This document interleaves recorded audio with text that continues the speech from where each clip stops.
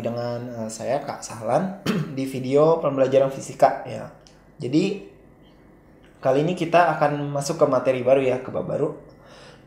Babnya induksi magnet gitu ya. Nah, di induksi magnet ini nanti akan ada terdiri dari 4 part gitu ya. Nah, yang kali ini kita bahas di part 1 dulu. Nah, part 1 itu isinya apa aja? Part 1 pertama nanti kita akan berkenalan dengan medan magnet gitu ya. Medan magnet itu apa sih? Apakah mirip dengan medan listrik yang pertemuan lalu? Nah, berikutnya juga induksi magnet. Nah, induksi magnet itu apa? Lalu medan magnet induksi atau induksi magnet itu sendiri di sekitar kawat lurus ya, kawat lurus berarus gitu ya. Berarus. Ya, seperti itu. Oke, yang pertama medan magnet. Ya, sebelum kita ke medan magnet kita mengingat-ingat kembali ya, magnet itu apa sih ini sebenarnya. Jadi dulu waktu SMP mungkin pernah dibahas atau waktu SD ya, pernah dikenalkan tentang magnet. Jadi magnet itu benda yang dapat menarik benda-benda tertentu. Ya, biasanya benda magnet ini terbuat dari baja atau ya campuran logam lainnya gitu ya. Nah, macam-macam ya contohnya gambar seperti yang di kompas ya. Kan itu magnet, sebenarnya itu magnet juga. Terus ada di hiasan di kulkas gitu ya, di kulkas kita, terus macam-macam ya. Nah, magnet itu contoh gambar ini ya, batang. Jadi bentuknya magnetnya magnet batang yang paling sederhana yang bisa digambarkan. Nah, biasa di magnet batang itu nanti dia punya 2 buah kutub atau 2 buah titik gitu ya. Biasa dia ada di ujung-ujung magnet. Jadi kalau misalnya magnet batangnya ada satu sini, satu sini. Nah, itu dibagi 2 ya, 2 jenis. Namanya U itu utara, kutub utaranya magnet. S itu selatan, kutub selatan magnet. Jadi kalau ini magnet batangnya nih, ini utara, ini selatan, selalu begitu. Nah, lalu kita ke medan magnet. Medan magnet itu apa? Hampir mirip seperti yang di medan listrik. Kalau di medan listrik kan daerah di sekitar muatan yang masih dipengaruhi gaya listrik. Kalau sekarang di medan magnet, daerah di sekitar magnet, ya di sekitar magnet yang masih dipengaruhi oleh gaya magnet. Jadi kalau ini misal magnet batangnya nih, nah daerah di sekitar magnet batang ini yang masih ada pengaruh gaya magnetnya itu disebut medan magnet. Nah, seperti di muatan listrik juga ada garis-garis medannya. Kalau di medan magnet juga ada garis-garisnya. Ya, garis-garisnya selalu dari utara gitu ya, keluar menuju ke selatan, seperti dari utara ke selatan. Jadi kayak apa istilah kayak air mancur gitu ya, shoot gitu, terus ketarik lagi ke sini. Ya, jadi di sekitar sinilah medan magnetnya berada. Seperti itu. Oke, ya berikutnya tentang induksi magnet. Ya, apa sih induksi magnet itu? Jadi kalau tadi kita sebutkan, tadi kita kenal bahwa magnet itu di sekitarnya muncul medan magnet. Nah, ternyata medan magnet nggak cuma dimunculkan oleh magnet batang yang tadi itu aja. Kalau misalnya ada arus listrik, ada kawat berarus, itu nanti juga akan muncul yang namanya medan magnet induksi. Jadi medan magnet juga dapat muncul akibat adanya arus listrik. Nah, medan magnet di sekitar arus listrik itu disebut medan magnet induksi atau peristiwa induksi magnet, induksi magnetik.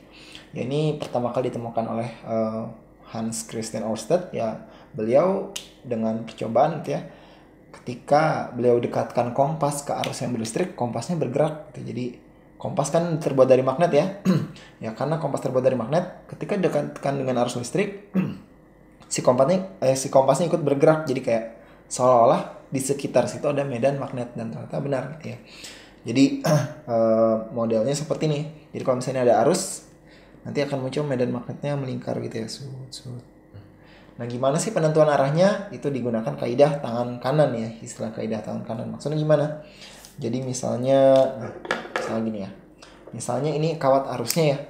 Nih kawat berarusnya. Kawat berarus bukan berarti teman-teman harus megang arus listriknya apa? Kawat berarus jangan. Jadi maksudnya nih arus listriknya ke arah sana, ke arah atas.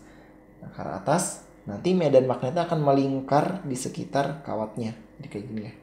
Jadi ini arah jempol saya nih, tanda jempol saya itu arah arusnya. Nanti dia medan magnetnya akan mengikuti lingkaran arah yang ditunjuk sama jari-jari saya ini. Medan magnet ini. Nah, jelas ya. Jadi arusnya ke mana, nanti medan magnetnya gini. Nah, gini. Kalau misalnya arusnya ke bawah, berarti dia gini ya. Arusnya ke bawah, medan magnetnya ke arah sana. Dan biasa nanti di buku-buku atau di soal-soal latihan itu penulisannya dengan simbol di seperti yang saya tulis di sini. Ini simbolnya maksudnya gimana? Jadi kalau misalnya arusnya ke sana ya, arusnya lurus ketika lurus ke sana ke atas. nanti medan magnetnya akan muncul di sekitar kiri dan kanan arus listriknya. Nanti ada muncul simbol titik sama silang. Titik itu apa? Titik itu artinya dia keluar bidang.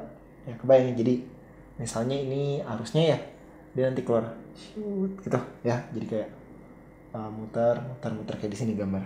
Ya, kalau gambar 3D-nya, kalau gambar 3 dimensi gitu ya. Nah, kalau misalnya nanti arusnya lingkaran, bentuknya melingkar, berarti pakai kaidah tangan kanan ya. Jadi ini arus, nanti dia gini. Kalau misalnya dia arusnya melingkar, ya itu bisa dibalik sebenarnya kaidah tangan kanan. Teman-teman mau pakai ini arus, ini magnet, atau ininya arus ya, si jari-jari ini arus, ini magnetnya. Dengan kaidah yang sama, kalau nanti arusnya melingkar, dia nanti masuk bidang ya, simbolnya X ya kalau untuk masuk bidang. Sedangkan kalau misalnya saya arah sebaliknya gini ya, serut, nanti dia keluar bidang ya, bayang ya. Jadi kalau misalnya arusnya gini, magnetnya ke sana. Kalau arusnya gini, nanti magnet ke sana. Kalau arusnya gini, magnetnya ke arah saya gitu ya. Kalau arusnya ke sana tuh muter ke sana, magnetnya ke arah teman-teman gitu ya. Ya, gambar di bidang. Nah, sebaliknya juga sama. Kalau misalnya ini yang saya bilang tadi, ini jadi magnetnya nih, berarti ini jadi arusnya. Seperti gambar yang sebelah sini ya. Magnetnya ke atas, berarti nanti arusnya melingkar gitu. Kayak di gambar ini. Nih, keluar bidang, masuk. Ya. Karena susah ya gambarin 3 dimensi di 2 dimensi. Harus dibayangin dengan baik. Nah, ini juga sama. Ini tadi medan magnet, nanti arusnya masuk. Ya. Medan magnet arusnya masuk, dan magnet arusnya ke luar. Jadi jangan ketuk ya, titik itu keluar bidang, X itu masuk bidang. Sebenarnya itu gini, supaya teman-teman nggak lupa, itu ambil aja, bayangin aja. Teman-teman tahu anak panah ya? Anak panah kan bentuknya gini ya. Kalau saya gambar 3D-nya gimana? Gini lah ya, ceritanya anak panahnya gini.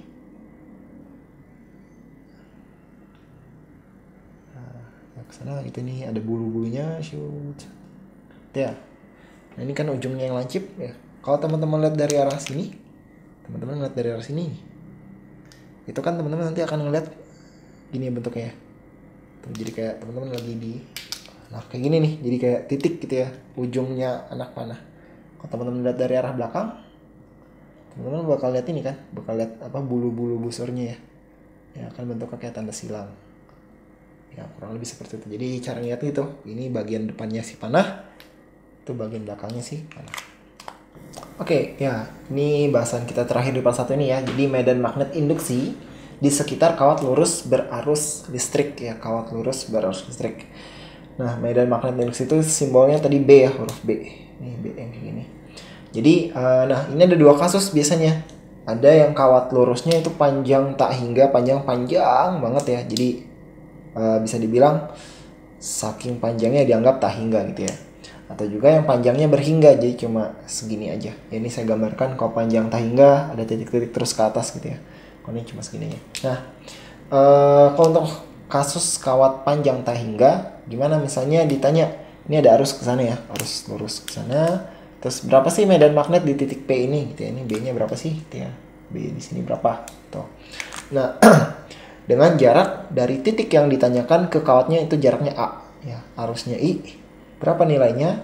Nah, ini dengan hukum Biot-Savart ini dari 2 ilmuwan yang berhasil merumuskan persamaan matematisnya ya. Gimana sih hubungan arus sama medan magnetnya? Jadi ada 2 Biot-Savart.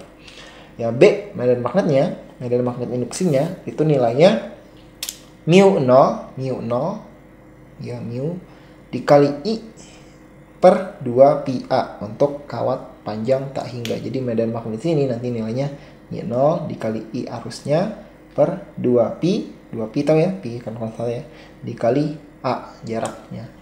Nah, nilainya ini maksudnya apa? B itu medan magnetnya, satuannya T ya, Tesla. Satuan SI-nya tuh 1 Tesla. Terus I itu arus listrik, ampere ya, A. Lalu A kecil yang ini jarak dari titik P, titik yang ditanyakan ke kawat, satuannya meter. Nah, mu 0 itu permeabilitas vakum ya, suatu konstanta. Kalau di medan listrik ya, kalau di listrik statis ada permitivitas vakum ya, ada epsilon 0. Kalau ini permeabilitas vakum ya, mu 0 nilainya 4 pi kali 10⁻⁷ Weber AM gitu ya, Weber AM. 4pi kali 10 pangkat 7 Weber per AM. Oke ya, betul. Nah, kalau misal kawatnya panjangnya berhingga, jadi cuma segini aja nih misalnya gitu ya, itu nilainya gimana? Nah, ini agak rumit ya, karena ada cos-cosnya. Jadi titik P nya di sini, ini A ya. Nah, jadi nilainya mu 0 dikali I per, ini titik ketukar 4pi A, ada 4pi A ya, 4pi A dikali cos A tambah cos B, cos alpha tambah cos beta. Alpha tuh sudut yang ini, nah, beta sudut yang ini. Nah, cos alpha tambah cos beta. Sebenarnya mungkin sedikit tips ya, teman-teman nggak usah pusing-pusing, wah kalau panjang berhingga gini, panjang tahingga gini. Ini sebenarnya panjang tahingga ini diambil dari sini sebenarnya, munculnya dari gimana maksudnya? Coba seandainya kawat yang panjangnya berhingga ini saya tarik lurus ke sana gitu, lurus ke bawah, kan jadi panjang tahingga ya. Sudutnya kira-kira lama-lama jadi berapa? Lama-lama mengecil ya, karena jaraknya jadi jauh banget, jadi kayak kecil banget gitu ya. Sudah mengecil sampai mendekati 0 derajat ya, 0 derajat. Kesini nanti 0, kesana juga 0 derajat sudutnya. Ketika teman-teman masukin cos 0 berapa? 1 ya. Ditambah cos 0, 1 juga. 1 tambah 1, 2. Di sini nanti jadi nilainya 2 per 4 ya, 2-nya kecoret jadi ini gitu. Jadi sebenarnya sama aja rumusnya. Ya silakan sih, bebas teman-teman mau pahami yang ini boleh, atau mau ini juga boleh. Tapi biasa yang paling banyak yang sering keluar tuh soalnya yang kawat panjang tahingga gitu. Jadi langsung aja mu 0 per 2pi kali A. Seperti itu. Jadi gitu ya. Ya, jadi itu bahasan tentang induksi magnet part 1. Sekian dulu. Nanti kita akan lanjutkan di part 2. Gimana nanti kawatnya melingkar gitu ya. Kalau misalnya tadi lurus, nah di part 2 nanti kawatnya melingkar. Ya, jadi agak rumit gitu. Nah, ternyata kita bahas nanti ya. Oke, itu dulu paling. Ya, paling itu aja medan magnetnya Tesla. Oh ya, nanti medan magnet ini satuannya ada Tesla, terus kadang-kadang ditulis juga di buku-buku tuh Gauss atau macam-macam ya. Biasa nanti dikasih konversi satuannya ya. Jadi jangan lupakan satuannya konversi harus dinyatakan dalam Tesla untuk yang satuan SI-nya ya, satuan standar internasionalnya.